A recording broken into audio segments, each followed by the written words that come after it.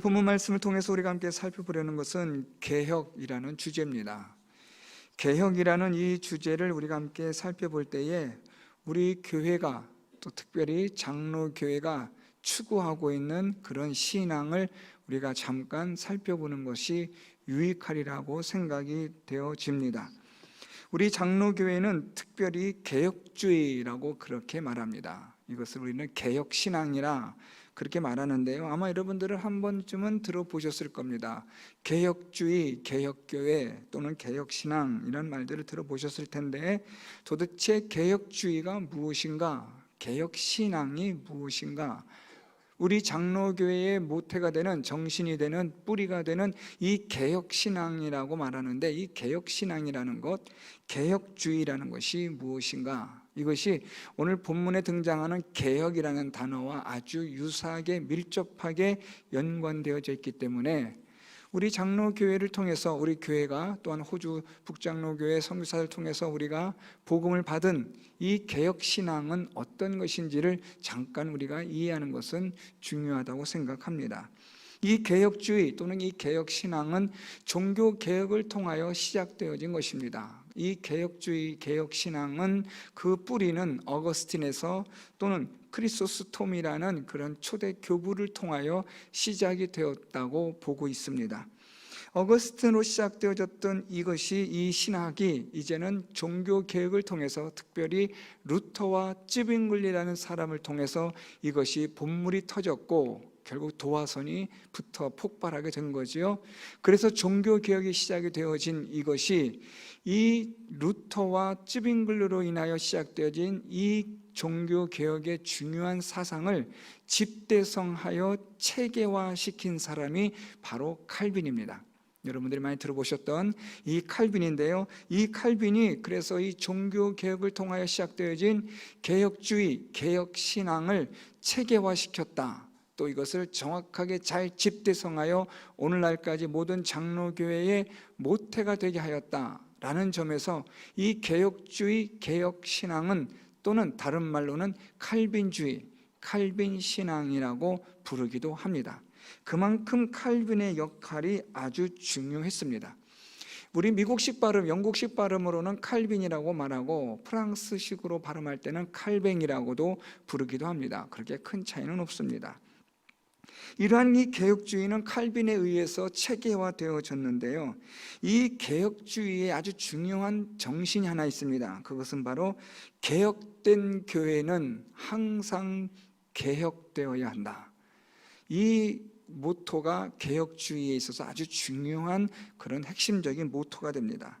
우리가 하나님의 말씀으로 개혁이 되면 우리 교회와 신학과 믿음은 날마다 하나님의 말씀으로 개혁되어야 한다라는 뜻입니다.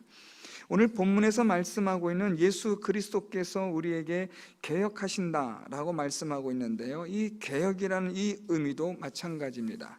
이 개혁이라는 이 말은 향상시키다 또는 개선되어지다, 더 좋은 데로 나아가게 하다라는 의미를 가지고 있습니다. 그래서 우리 이 개혁주의, 개혁신앙은 날마다 하나님의 말씀으로 교회와 신앙과 신학은 날마다 더 하나님의 말씀으로 더 진보되어지고 개선되어지고 향상되어져야 한다. 이것은 교회뿐 아니라 성도들의 신앙도 마찬가지입니다. 성도들의 신앙이, 믿음이 날마다 향상되어지고 개선되어져야 한다. 이것이 바로 개혁주의 신앙 노선을 잘 대표해주고 있는 겁니다. 이러한 이 개혁주의, 개혁신앙은 청교도들로 인하여 이 미국으로 건너가면서 이것이 미국의 모든 사회에 전반적인 영향을 미치게 되는데요, 그래서 청교도들로 인하여 시작되어진 개혁주의 신앙 고백은 여러분들이 많이 들어보셨던 웨스트민스터 신앙 고백이 됩니다. 그리고 이 개혁주의 신앙이 독일에서는 하이델베르크라는 그러한 신앙 고백서로 만들어지고요, 네덜란드로서 이 칼빈의 이 개혁 신앙이 네덜란드에서는 벨직 또는 도르트 신앙 고백으로 그렇게 만들어집니다. 그러니까 이 모든 것들, 웨스트민스터 신앙 고백서나 하이델베르크나 벨직 또는 도르트 신앙 고백서는 칼빈주의라는 개혁신앙이라는 아주 중요한 것을 뿌리로 만든 그런 공통된 점을 가지고 있습니다. 그래서 웨스트민스터 신앙 고백서를 읽어보시든지 독일의 하이델베르크 신앙 고백서를 보시든지 네덜란드의 벨직이나 도르트 신경을 보든지 모든 것이 다 개혁신앙의 기초에 있다, 그렇게 이해하시면 됩니다. 이러한 이 칼빈의 이 개혁신앙은 아주 중요한 몇 가지의 교리가 있습니다. 첫 번째, 칼빈의 중요한 5가지의 교리가 있는데요, 그것은 하나님의 무조건적 선택, 두 번째는 제한 속죄, 세 번째는 전적 타락, 네 번째는 불가항력적인 하나님의 은혜, 마지막 5번째는 성도의 견인. 많이 들어보셨을 겁니다. 이 5가지의 교리가 아주 개혁신앙에 있어서 중요한 교리가 되고 있습니다. 하나님께서는 우리를 무조건적으로 선택하신다, 조건을 보고 선택하신 것이 아니라 무조건적인 하나님의 선택이므로 하나님의 은혜, 하나님의 예정과 선택에 따른 것이므로 하나님의 은혜를 개혁신앙은 강조합니다. 제한 속죄에서 하나님께서는 이 세상의 모든 사람들을 속죄하신 것이 아니라 하나님께서 택하시고 예정하신 자들을 속죄하셨다라는 이 제한 속죄가 개혁신앙에서 아주 중요합니다. 뿐만 아니라 사람은 전적으로 타락하였고 하나님의 그 은혜가 임하면 그 하나님의 은혜를 우리는 뿌리칠 수 없다. 이 말은 하나님께서 택하신 자는 하나님께서 반드시 구원하신다는 성도의 견인과 연관되어져 있는 중요한 5가지의 교리가 됩니다. 이러한 이 개혁신앙에 있어서 칼빈이 또한 중요한 5가지를 말하고 있는데요, 5가지 솔라라고 표현하고 있습니다. 그것은 5가지인데요, 첫째는 오직 성경으로 라는 겁니다. 모든 교회의 권위는 오직 성경에 있다. 옳고 그름을 구분하는 것은 오직 성경에 있다. 그래서 오직 성경이라고 말하고요, 두 번째는 오직 그리스도, 우리의 모든 구원의 길은 그리스도 외에는 존재하지 않는다라는 겁니다. 세 번째는 오직 은혜, 우리를 구원하는 것은 전적인 하나님의 은혜다라고 말하는 겁니다. 그리고 네 번째는 이것이 가능케 하는 것은 오직 믿음이라는 겁니다. 믿음으로만 우리가 하나님의 은혜를 입어 구원을 받게 된다라는 겁니다. 마지막 5번째는 오직 하나님께 영광이라는 말인데요, 이 말의 의미는 조금 설명이 필요합니다. 우리가 구원받는 이 일에 있어서 우리가 한 것은 아무것도 없다라는 겁니다.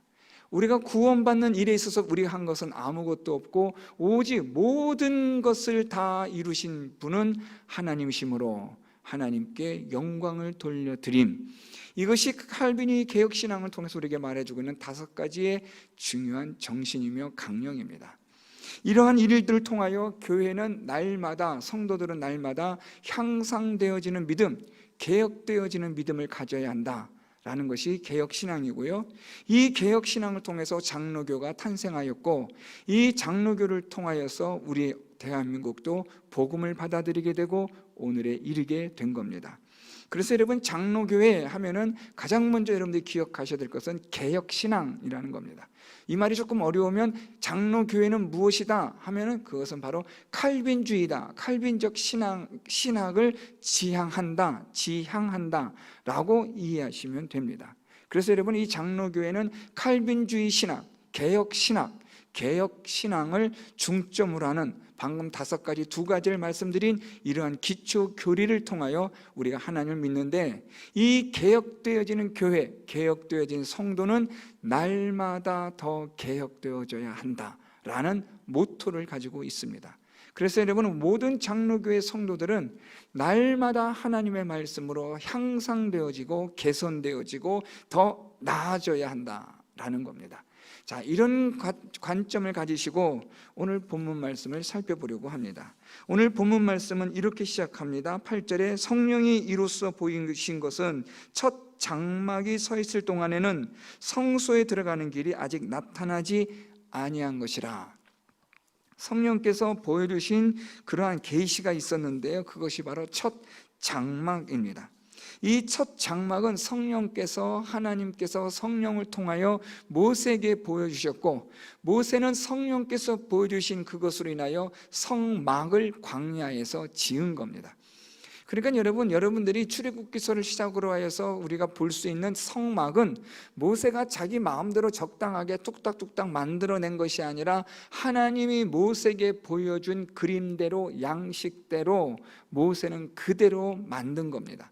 다시 말하면 하나님은 모세에게 성령을 통하여 이 하나님의 첫 장막의 모든 것들을 계시하셨고, 모세는 그가 본대로 성막을 만든 것입니다. 오늘 말씀이 바로 그런 내용입니다.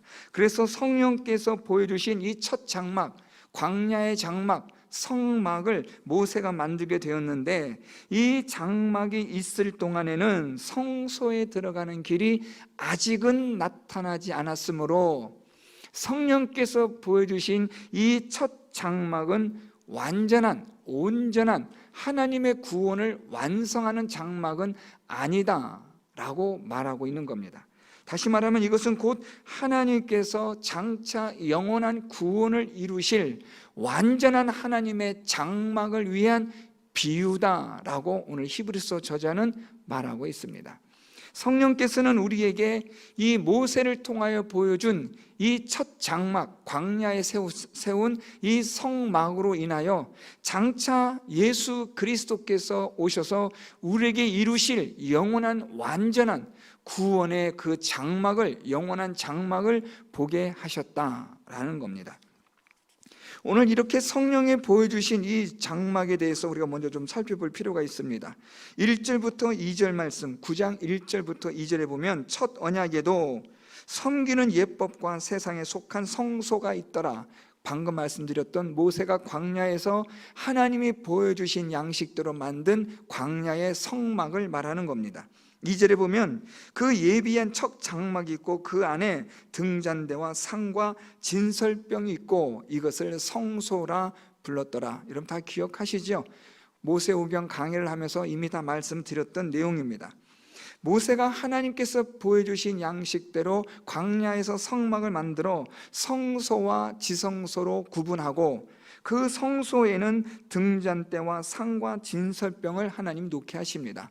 그리고 휘장을 지나 들어가는 지성소에는 거기에는 금 향로와 금으로 싼 언약궤, 그 안에 만나를 담은 금 항아리, 아론의 쌍난 지팡이, 언약의 돌판들, 그리고 그 위에 속죄의 소를 돕는 영광의 그룹들이 있다라고 4절부터 5절까지 지성소에 관하여 말씀하고 있습니다. 하나님께서 성령을 통하여 모세에게 보여주신 이 양식대로 모세는 이렇게 성막을 지었던 겁니다. 만든 거지요. 그래서 이스라엘 백성들로 하여금 이 성막을 중심으로 하여 하나님 앞에 섬기는 예법을 하나님은 모세를 통하여 가르쳐 주신 겁니다. 그래서 이 섬기는 예법이 무엇이냐면 우리가 6절부터 7절 말씀 보면 나타나는데요, 이 모든 것을 이같이 예비하였으니 제사장들이 항상 첫 장막에 들어가 섬기는 예식을 행하고, 7절 오직 둘째 장막은 대제사장이 홀로 1년에 한 번 들어가되 자기와 백성의 허물을 위하여 드리는 피 없이는 아니하나니 라고 말씀합니다. 하나님은 성막을 만들게 하신 후에 이것을 어떻게 성막에서 하나님을 섬길 것인가를 모세에게 하나님이 말씀해 주셨습니다. 그래서 출애굽기서와 레위기서를 통해서 하나님이 그걸 자세하게 말씀하셨는데, 이스라엘 백성들은 이제 이 하나님께서 광야에서 세우신 이 성막을 통해서 하나님을 어떻게 섬겨야 하느냐라는 그 예법을 하나님이 말씀해 주신 겁니다.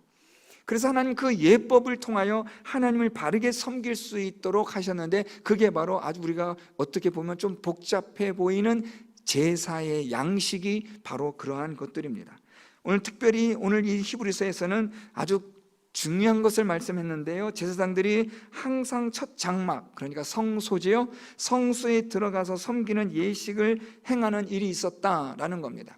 떡을 놓고 향을 피우고 하는 성소에서 하는 일이 있는데, 이것은 제사장들이 매일마다 항상 들어가서 하는 예법입니다.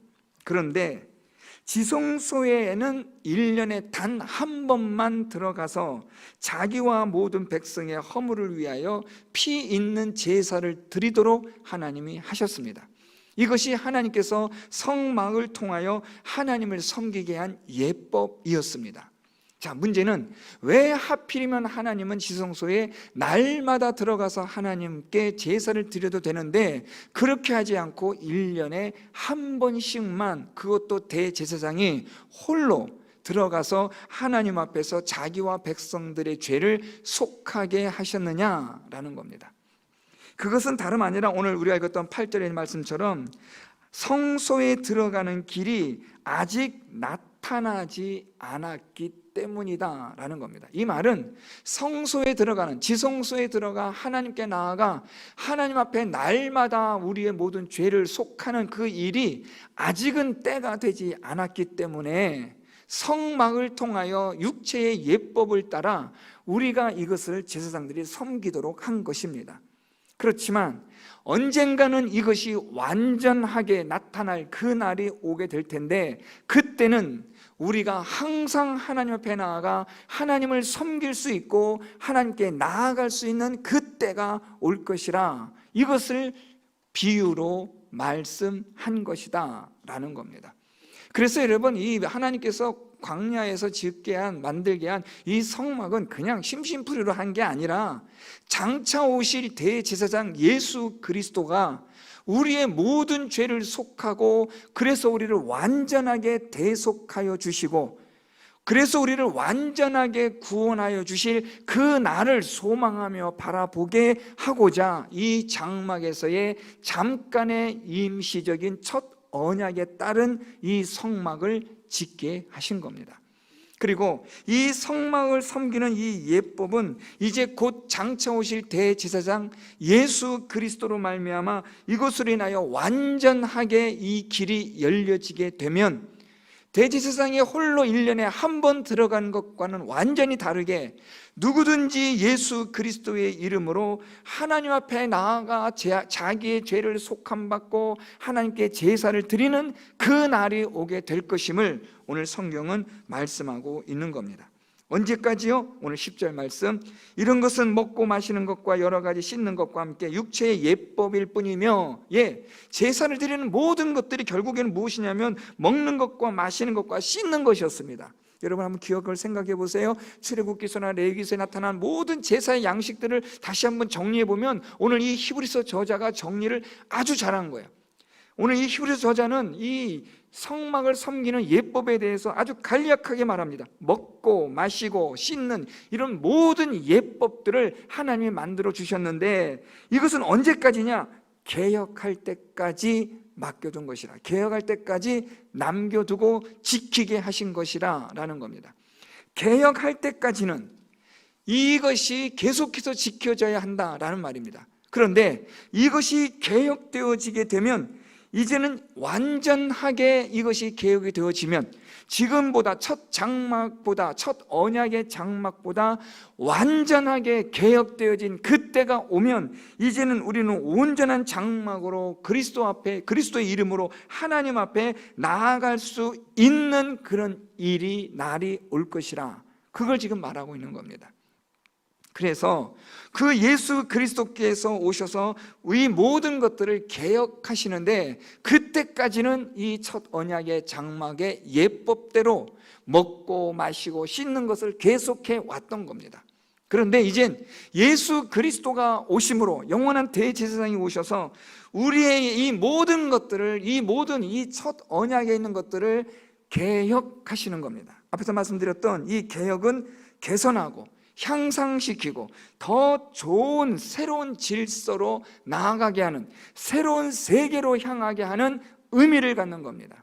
대제사장 예수 그리스도께서 오셔서 하나님을 섬기는 이 예법을 완전하게 향상시키고 개선하여 새로운 질서를 만들어 놓으셨다라는 거죠. 그래서 지금까지 먹고 마시고 씻고 섬겼던 그런 모든 육체의 예법은 예수 그리스도께서 오심으로 말미암아 다 폐하여진 겁니다. 그래서 여러분, 우리가 예배를 드릴 때 우리가 구약에 있는 것처럼 하나님께 제사를 그렇게 드리질 않아요. 먹는 것이나 씻는 것이나 마시는 것이나 입는 것이나 어떤 예식들이 우리에게 필요하지 않은 거예요. 왜냐하면 예수 그리스도께서 오셔서 이 모든 것들을 어떻게 하셨어요? 개혁시켜 버린 겁니다. 더 좋은 것으로, 더 나은 것으로, 더 새로운 질서로, 더 새로운 하나님의 그 영원한 세계로 그 문을 열어버리신 거예요. 이것은 오직 누구만 하실 수 있느냐? 예수 그리스도만이 하실 수 있는 거죠. 왜요? 그분은 하나님의 아들이시기 때문에, 그분은 영원한 우리의 대제사장이시기 때문에, 그분은 영원한 생명의 불멸의 능력을 가지신 분이 되시기 때문에 오직 예수 그리스도만이 하실 수 있는 일인데, 그분이 오셔서 개혁하심으로 이 모든 일들이 완성이 된 겁니다. 그래서 이제는 이 예수 그리스도께서 개혁하심으로 말미암아 이제는 우리는 모든 우리의 죄가, 우리의 양심상 온전케 할 수 없었던 우리의 이 모든 죄들이 이제는 완전하게 온전하게 우리의 양심의 모든 것들이 회복이 되는 겁니다. 우리 9절 하반절에 보면 이 사람으로 인하여 이 첫 장막으로 언약으로 인하여 드렸던 예물과 제사는 섬기는 자를 그 양심상 온전하게 할 수 없었다. 그렇죠. 짐승의 피로 하나님께 나아가는 그 예법은 하나님께서 비유로 말씀하신 거예요. 어떤 비유요? 장차 너희들의 모든 죄가 완전히 씻겨질 것이고 용서함 받을 것이다 라는 것을 그림자로 모형으로 보여준 것이 짐승의 피를 잡아 죽여 하나님께 속죄하도록 만든 거예요. 그렇지만 그것을 인하여 우리의 죄가 완전히 속하여 됐느냐? 그렇진 않아요. 그래서 날마다 하나님 앞에 짐승의 피를 잡아 그 피를 흘림으로 하나님께 나아가야만 했는데, 이젠 예수 그리스도께서 오셔서 자신이 십자가의 영원한 제물이 되심으로 예수 그리스도를 믿는 그 믿음으로 말미암아 우리의 모든 죄들이 영원한 죄 속함을 받게 되었다라는 겁니다. 그러므로 이젠 우리는 언제든지 얼마든지 누구든지 하나님 앞에 달려나아가 예수 그리스도의 십자가의 피로 우리의 모든 죄를 용서함 받을 뿐만 아니라 우리의 양심이 온전하게 회복되어지는 그 길이 예수 그리스도로 말미암아 개혁되어지고 열려졌다라는 겁니다. 1년에 한 번씩 대제사장이 홀로 지성소에 나아갔던 그러한 불완전한 제한적인 그런 모든 것들이 예수 그리스도께서 십자가에 달려 죽으심으로 말미암아 이 모든 것들을 개혁하신 겁니다. 더 향상되게, 더 완전하게, 더 영원하게 예수 그리스도의 십자가가 이 모든 것들을 다 해결해 놓으신 겁니다. 그러므로 이제 우리는 예수 그리스도를 믿는 피, 그 믿음으로 말미암아 얼마든지 누구든지 하나님께 달려나아가 우리의 죄를 용서함 받을 뿐 아니라 영원한 생명과 완전한 구원을 얻는 자가 되었다라는 겁니다. 자, 그런데 우리의 영원한 구원과 완전한 구원은 지금도 계속되어지고 있어요. 이것이 마지막 완성되어지는 날이 오는데, 그 날이 언제냐? 우리 그리스도께서 이 세상 다시 오실 그날에 우리의 구원이 완전하게 영원하게 완성이 되고 성취가 되는 겁니다. 그 동안까지는 우리는 계속해서 예수 그리스도로 말미암아 하나님의 말씀으로 말미암아 개혁되어져야 합니다. 하나님의 말씀으로 우리의 믿음이 날마다 향상되어져야 하고, 하나님의 말씀으로 말미암아 우리의 죄가 날마다 하나님 앞에 죄 속함을 받는 예수 그리스도를 통하여 우리의 믿음이 날마다 새로워지는, 하나님의 은혜를 날마다 새롭게 경험하는 그런 개혁되어지는 일들이 우리 모든 성도들 가운데 있어야 한다는 거예요. 언제까지요? 주님 오시는 그날까지. 그래서 여러분, 우리의 이 믿음은, 구원은 이미 이루어졌지만 아직은 이루어지지 않은 거죠. 이미와 아직의 그 사이에 우리가 지금 있습니다. 이미 이루어졌지만 완성은 아직이에요. 주님 오시는 그날에 비로소 그것이 완성이 되는데, 그 완성이 되는 그날까지 우리의 믿음, 우리의 신앙, 이것은 계속해서 개혁되어져야만 한다는 거예요. 그래서 제가 앞에서 말씀드렸던 이 개혁주의의 이 모토표, 개혁되어지는 교회, 개혁되어지는 성도는 어떻게 되어야 되느냐? 항상 개혁되어져야 한다. 더 나아져야 하고, 더 향상되어져야 하고, 더 좋아져야 하고, 더 깊은 믿음의 세계를 경험해야 하고, 더 좋은 탁월한 믿음으로 나아가는 성도들이 되어야 하고, 교회가 되어야 하는 겁니다. 아직도 그대로인 믿음, 수십 년 골동품 같은 믿음, 그런 것이 아니라 날마다 새롭게 더 좋은, 더 나은, 더 향상된 믿음의 세계로 우리가 나아가야만 한다는 거예요.